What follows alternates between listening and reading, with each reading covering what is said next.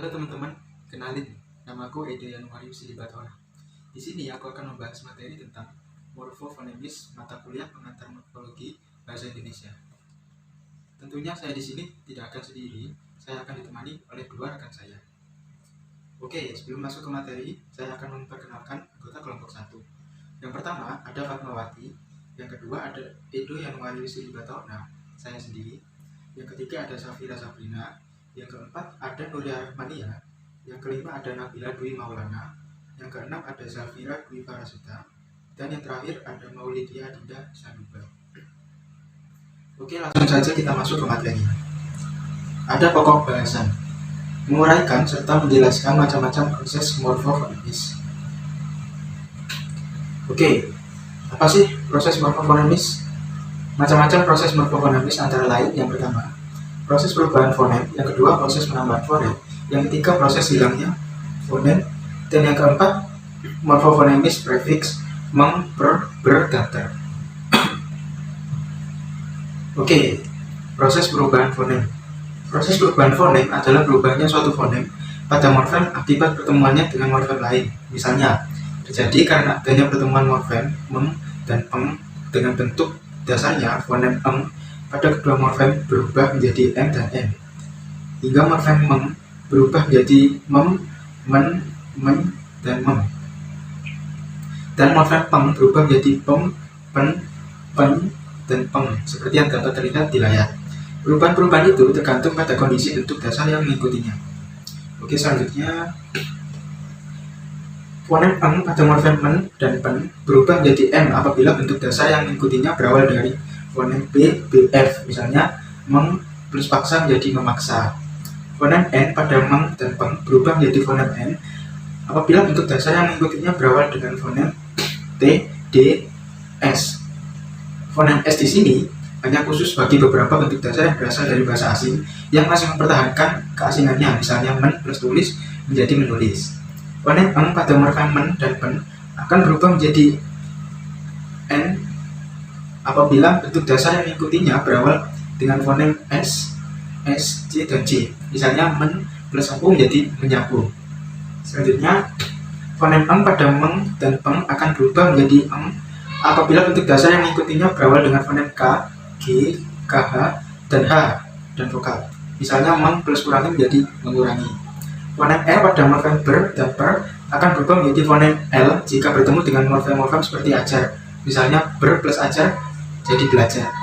Fonem tanda tanya atau k akan berubah menjadi fonem k apabila sebagai akibat pertemuan dengan morfem ke-an, misalnya ke-an plus duduk menjadi kedudukan, pen-an plus petik menjadi pemetikan.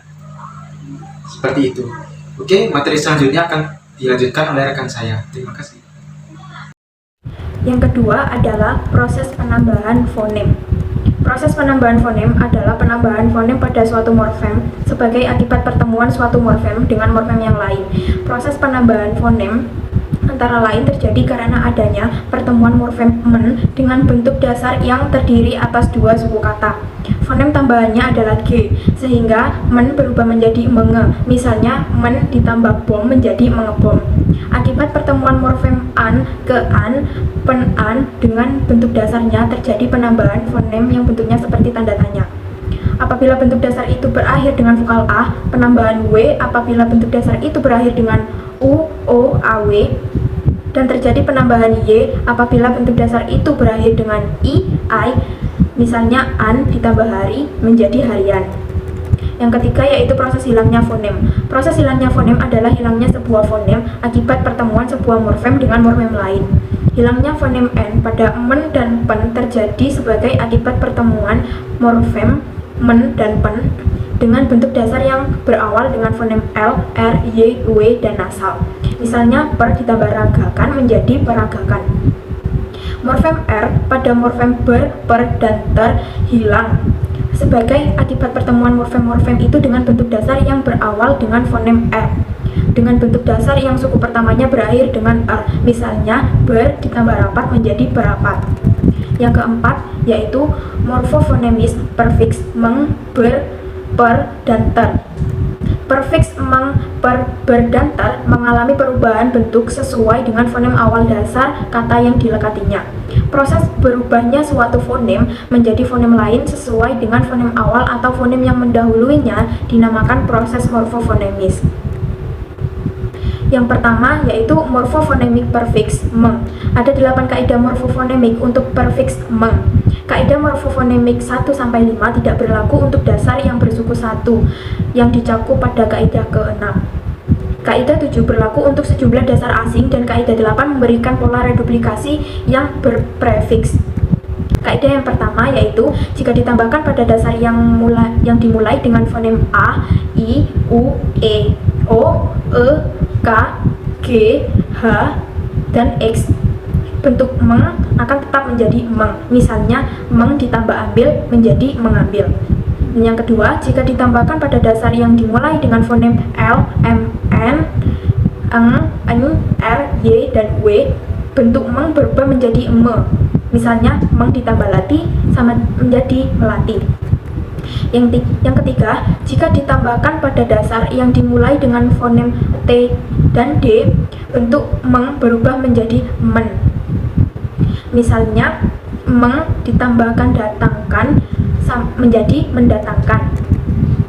Yang keempat, jika ditambahkan pada dasar yang dimulai dengan fonem b, p, dan f, bentuk meng berubah menjadi mem. Misalnya, meng ditambah babat menjadi membabat. Yang kelima, jika ditambahkan pada dasar yang dimulai dengan fonem yang ada di slide, bentuk meng berubah menjadi men.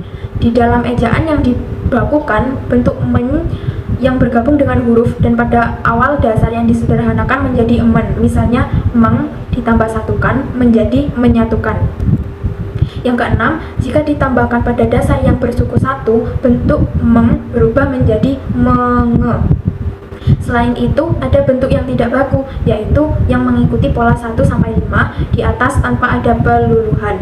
Misalnya, meng ditambah tik menjadi mengetik. Yang ketujuh, kata-kata yang berasal dari bahasa asing diperlakukan berbeda-beda, bergantung pada frekuensi dan lamanya kata tersebut telah dipakai. Jika dirasakan masih relatif baru, proses peluluhan di atas tidak berlaku. Hanya kecocokan artikulasi saja yang diperhatikan dengan catatan bahwa meng di depan dasar asing yang dimulai dengan s menjadi men. Jika dasar itu dirasakan tidak asing lagi, perubahan morfofonemiknya mengikuti kaidah yang umum. Misalnya, meng ditambah produksi menjadi produksi, memproduksi. Yang kedelapan, jika verba yang berdasar tunggal direduplikasi, dasarnya diulangi dengan mempertahankan peluluhan konsonan pertamanya. Dasar yang bersuku 1 dan mempertahankan unsur nge di depan dasar yang direduplikasi. Sufiks jika ada tidak ikut direduplikasi. Misalnya, tulis ditambah menulis menjadi menulis-nulis. B. Morfofonemik prefiks per. Yang pertama, prefiks per berubah menjadi p apabila ditambahkan pada dasar yang dimulai dengan fonem r atau dasar yang suku pertamanya berakhir dengan er. Misalnya, per bertemu dengan rendah menjadi perendah. Yang kedua, prefiks per berubah menjadi pel apabila ditambahkan pada bentuk dasar ajar. Misalnya, per bertemu dengan kata ajari menjadi pelajari. Yang ketiga, prefiks per tidak mengalami perubahan bentuk bila bergabung dengan dasar lain di luar kaidah 1 dan 2 di atas. Misalnya, per bertemu dengan kata lebar menjadi perlebar. C. Morfofonemik prefiks ber. Yang pertama, prefiks ber berubah menjadi be jika ditambahkan pada dasar yang dimulai dengan fonem r. Misalnya, ber bertemu dengan kata ranting menjadi beranting. 2. Prefiks ber berubah menjadi be jika ditambahkan pada dasar yang suku pertamanya berakhir dengan er. Misalnya, ber bertemu dengan kata kerja menjadi bekerja. Yang ketiga, prefiks ber berubah menjadi bel jika ditambahkan pada dasar tertentu. Misalnya, ber bertemu dengan unjur menjadi belunjur. Yang keempat, prefiks ber tidak berubah bentuknya bila digabungkan dengan dasar di luar kaidah 1, 2, 3 di atas. Misalnya, ber bertemu dengan kata layar menjadi berlayar. D. Morfofonemik prefiks ter. Yang pertama, prefiks ter berubah menjadi te jika ditambahkan pada dasar yang dimulai dengan fonem R. Misalnya, ter bertemu dengan rebut menjadi terebut. Yang kedua, di luar kaidah di atas, ter tidak berubah bentuknya. Misalnya, ter bertemu dengan kata pilih menjadi terpilih. Morfofonemik prefiks di. Digabung dengan dasar pun, prefiks di tidak mengalami perubahan bentuk. Misalnya, di bertemu dengan kata beli menjadi dibeli. Perlu diperhatikan bahwa di sebagai prefiks harus dibedakan dari di sebagai preposisi. Jika diikuti oleh kata yang menunjukkan tempat, penulisannya dipisah. Misalnya, di spasi meja. Bandingkan dengan di meja hijaukan. Di meja hijaukan itu tanpa spasi. Morfofonemik sufiks kan. Sufiks kan tidak mengalami perubahan apabila ditambahkan pada dasar kata apapun. Misalnya, kata tarik bertemu dengan akhiran kan menjadi tarikan. Morfofonemik sufiks i. Seperti halnya dengan kan, sufiks i juga tidak mengalami perubahan jika ditambahkan pada dasar kata apapun. Hanya saja perlu diingat bahwa kata dasar yang berakhir dengan fonem i tidak dapat diikuti oleh sufiks i. Morfofonemik sufiks an. Sufiks an tidak mengalami perubahan bentuk jika digabungkan dengan dasar kata apapun. Jika fonem terakhir suatu dasar adalah a, dalam tulisan fonem itu dijejerkan dengan sufiks an. Misalnya, kata dua bertemu dengan sufiks an menjadi berduaan. Sekian presentasi dari kelompok kami. Jika ada salah kata atau ada informasi yang kurang tepat, kami memohon maaf yang sebesar-besarnya.